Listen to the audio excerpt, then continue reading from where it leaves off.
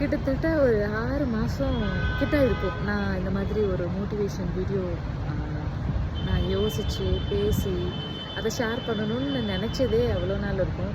சில வீடியோ இடையில எடுத்திருக்கேன். பட் அதிகமாக இந்த 4 மாத அளவில் நான் எந்த வீடியோஸுமே போஸ்ட் பண்ணவே இல்லை. என்ன ரீசன் அப்படின்னா, என்ன ரீசனாக இருக்கும்?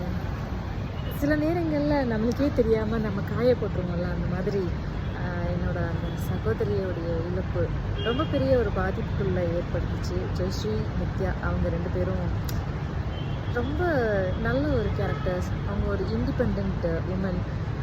லைஃப்பில் எல்லாமே சாதிச்சிட்டாங்க அப்படிங்கிற மாதிரி கூட சொல்லலாம். அவங்களுக்கான டெஸ்டினியை, அவங்களுக்கான ஒரு டார்கெட்டை அவங்க அடைஞ்சிட்டாங்க.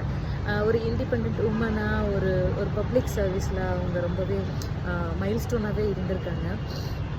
ஸோ அவங்க கெரியரில் அவங்க சக்ஸஸ்ஃபுல்லாக இருந்துட்டாங்க. இதுக்கப்புறம் யாரோட டிபெண்டன்ஸி இல்லைன்ற ஒரு சுச்சுவேஷனில் அவங்களோட இழப்பு வந்து ரொம்ப பெரிய ஒரு பாதிப்பு தான். என்ன இருக்குது வாழ்க்கையில் அப்படிங்கிற மாதிரி ஒரு காயப்பட்டுட்டேன். எனக்கும் ரொம்ப க்ளோஸ் அவங்க 2 பேருமே. ஸோ அதனால ரொம்ப மனசு உடஞ்சிட்டேன். அந்த ஃபனரல் கிரவுண்டெல்லாம் போயிட்டு அவங்கள பார்த்தது, என்ன வாழ்க்கை அப்படின்னு ரொம்ப உடஞ்சிருச்சு. அதுக்கப்புறம் அதுலேருந்து ரெக்கவர் ஆக என்ன நானே தனிமைப்படுத்திக்கிட்டேன். யார்கிட்டையும் பேசுறதில்ல, எந்த வீடியோஸும் எடுக்கிறதில்ல. பாசிட்டிவான நேர்மறையான சிந்தனைகளை நமக்குள்ளே எப்படி ஏற்படுத்திக்கணும்? ஏன்னா எண்ணம் தான் நம்ம வாழ்க்கையை அழகாகும்.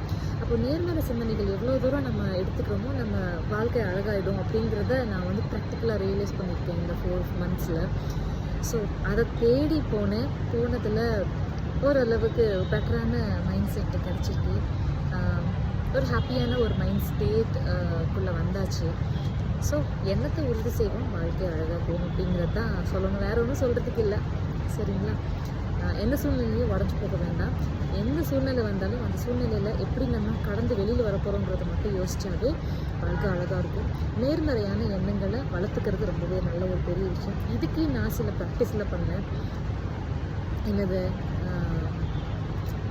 அது என்னப்பா சொல்லுவாங்க, மேனிஃபெஸ்டேஷன். இதெல்லாம் கொஞ்சம் கற்றுக்கிட்டேன், எப்படி நேர்மறையான எண்ணங்களை வளர்த்துக்கிறது அப்படின்னு.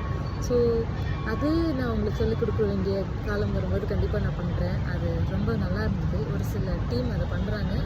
அவங்க மூலமாக எனக்கு கிடைச்ச அந்த விஷயங்களை நான் அவங்களோட ஷேர் பண்ணிக்கிறேன். கண்டிப்பாக மேனிஃபெஸ்டேஷனும் வரக்கூடிய காலங்களில் பார்க்கலாம். எப்படி ஒரு விஷயத்தை மேனிஃபெஸ்ட் பண்ணுறது, எப்படி பாசிட்டிவான எனர்ஜியை நம்ம கிராப் பண்ணுறது, நம்மளை சுற்றி இருக்கக்கூடிய சக்திகள் என்னென்னங்கிறதெல்லாம் கொஞ்சமாக எனக்கு தெரிஞ்சதை உங்களோட ஷேர் பண்ணிக்கிறேன்.